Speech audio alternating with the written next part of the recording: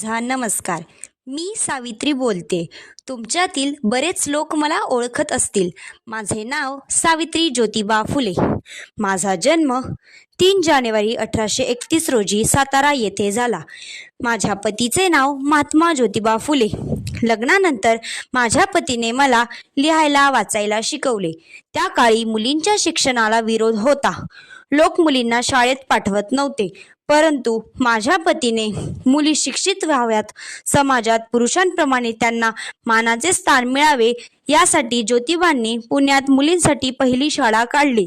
स्त्री शिक्षण सुरू केले. या सत्कार्यात मी त्यांची साथ दिली. त्यामुळे मला पहिल्या महिला शिक्षिकेचा दर्जा मिळाला. समाजातील लोक मला त्रास देऊ लागले. माझ्यावर शेण फेकणे, दगड मारणे, शिव्या शाप देणे हे मी रोज सहन केले. अशा प्रतिकूल परिस्थितीत सुद्धा मी डगमगले नाही. मी माझे कार्य सुरू ठेवले. आज